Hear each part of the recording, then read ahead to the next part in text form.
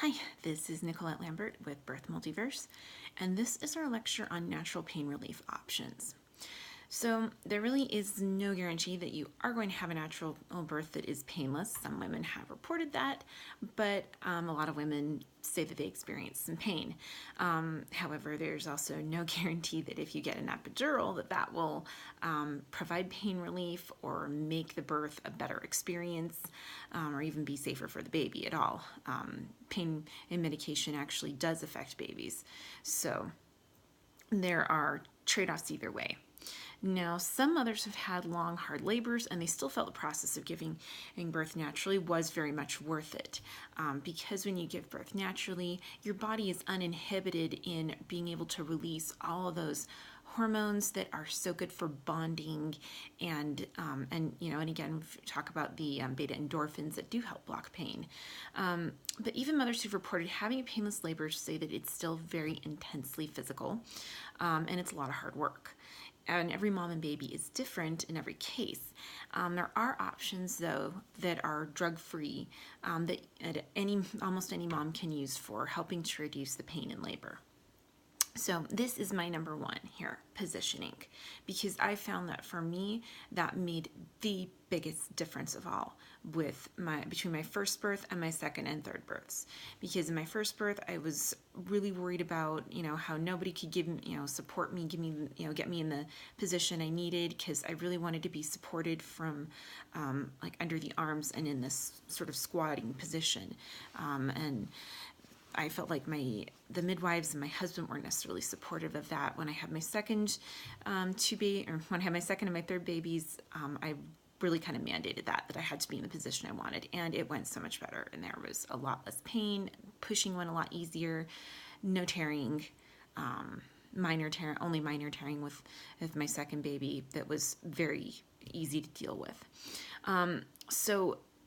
That's why I really think this is the number one thing for controlling the pain and the discomfort that you're going to feel with labor, making it easier for you and the baby too. So many women find that upright squatting position is the most effective, but some mothers do even move into a laying down position on their own because it feels most comfortable. Again, every mother is different, every baby is different, with different size, different shapes of pelvises and baby in differing positions. Every mom is going to feel different. A great example of a woman who was laboring naturally and decided to, of her own accord, delivering kind of that lying down position is actually Cindy Crawford. If you watch More Business of Being Born, she talks about her journey towards deciding to have a home birth, and she says one of the things that she didn't like about hospitals was that they told her that she wouldn't be able to choose what position that she wanted to be in, and so she opted for a home birth. And she describes how when it came time to push, she actually felt most comfortable in kind of that semi-recumbent lying down position, but that worked for her. She had her baby. She said it worked great for her. Again, we're all different, and your body will tell you. You will know what position you need to be in when the time comes. So you may want to lean against a bed or a wall or somebody holding you under the arms. There's birthing balls, there's birthing stools, birthing bars, and you may even change positions several times in labor.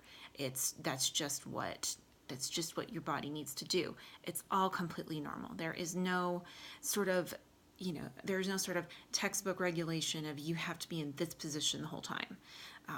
We're all going to move through this differently because it's so physically intense.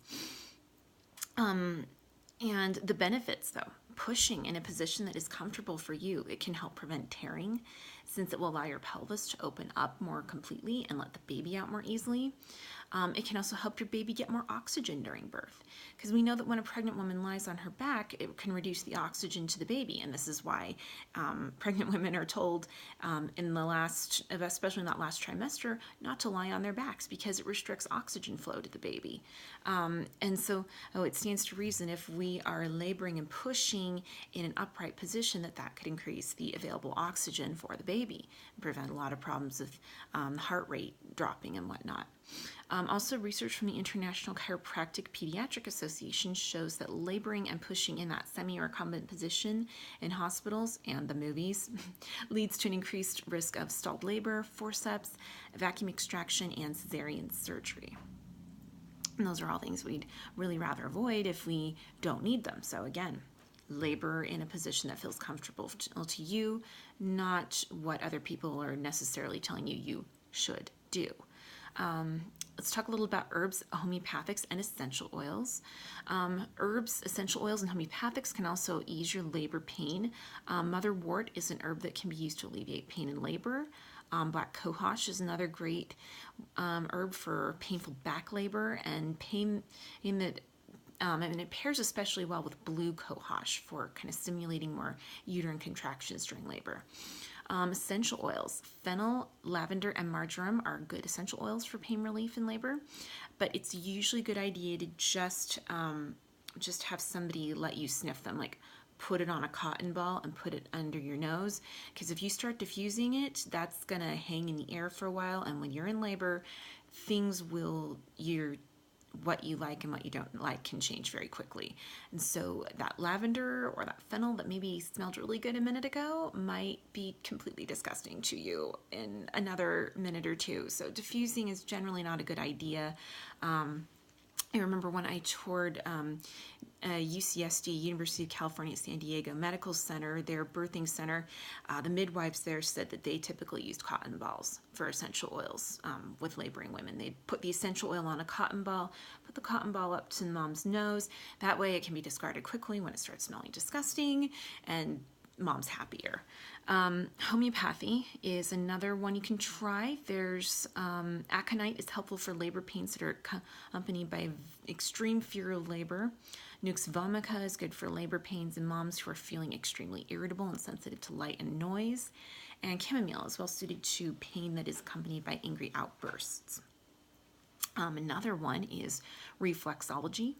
So reflexology is an ancient technique of stimulating microsystems of the body on your hands and your feet and your ears to have an effect on the glands, organs, or other parts of the body.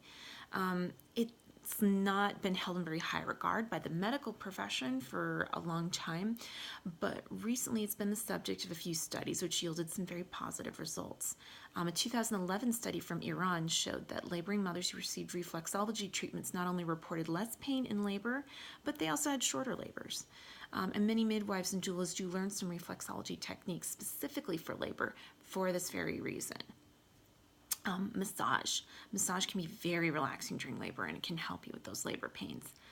In addition to soothing your sore muscles and ligaments, therapeutic touch can also help raise oxytocin levels, and that's a factor that's associated with shorter labors, because we know that oxytocin is one of those things that kickstarts and keeps labor moving.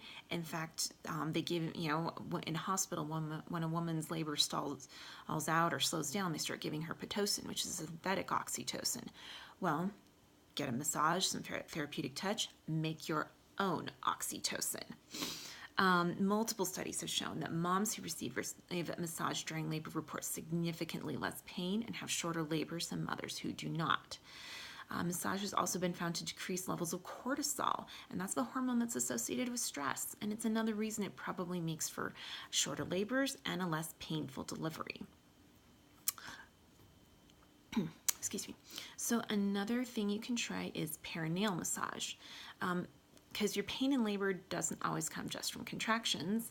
It can also come from tearing, and I will bear witness to this because I had tearing with my first baby, and it was very, very painful.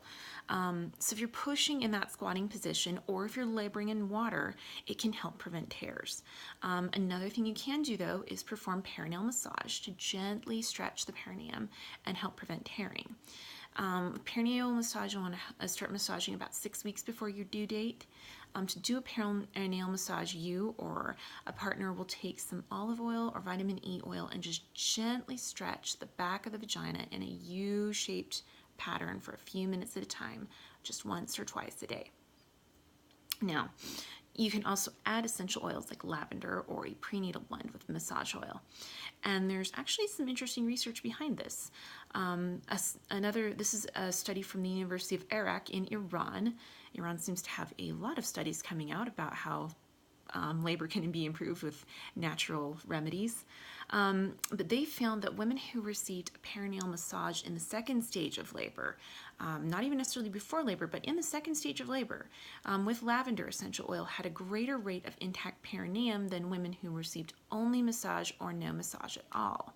So the researchers in that study theorized that the lavender essential oil increases the blood flow to the perineum and creates greater elasticity of the perineal tissues.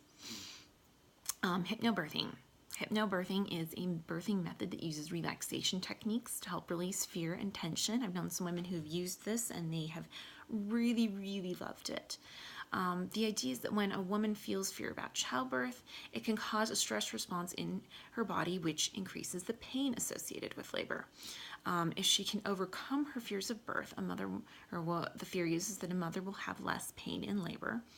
And so a lot of women have had very, very positive experiences with hypnobirthing. And another benefit is that it can be used in births where pain medications are needed. So for some women who are concerned about, maybe they won't be able to go the distance, maybe they will need pain medication, or they just don't want to feel locked in to it has to be a natural. Hypnobirthing offers that sort of an option that you can and have pain relief you can have that pain relief, have that relaxation, and it's there whether you take pain medication in labor or not. Hypnobirthing, it's one little note on it. It's not like you're going to have a watch, swinging in front of your face or something. It's more, hypnotherapists I've met have actually referred to hypnotherapy and including hypnobirth as more imagery training. It's to help kind of set the stage in a different state of mind and get you to relax. And so it's actually more about guided therapeutic imagery and creating kind of this different trance, this different state of mind for you rather than swinging the watch in front of your face. There won't be any watch swinging. Doulas are amazing. They are birth support specialists. They don't deliver babies, but and they don't provide medical services, but what they do is they provide the emotional and physical support for the mother and for her partner. And if you think about it, throughout history, women have had other women there to help them with births. That's kind of anthropologically speaking what has happened. This whole concept that we go to this medical care facility and you're kind of on your own and you just have all this medical staff going on and nobody to kind of provide that support for you emotionally and physically during labor is actually relatively new in human history. So one of the great things about doulas is they are often trained, again, in areas like reflexology, massage, herbal medicine, specifically for pregnancy and labor. And most women who have a doula attend them during labor report feeling less pain and having a better experience. So if you can get yourself a doula, it's another really, really great way to help labor go easier. And one final one, we're going to talk about acupressure. So traditional Chinese medicine dictates that there are points that along in the body that help increase blood flow, or also energy flow, as they call it. The qi is kind of like your life force, your energy. You could refer to it as the force. You're a Star Wars fan. But that qi and also the blood flow increase to certain parts of the body when you stimulate certain points, other parts of the body. And so that can help with relaxation. It can help with moving labor along. Another one is red raspberry leaf tea. Double-blind placebo tests have shown that it can shorten the second stage of labor because it helps with these gentle contractions that help exercise or train the uterus and make labor go easier. And then there's music therapy. Get yourself a good playlist of music that helps you feel relaxed if that's something you want. For some women, having that music there can help set the stage for making it be more relaxed, again, decreasing cortisol, opening up the floodgates for more oxytocin. So you got lots of options beyond pain medication, and just choose the things that are going to work best for you.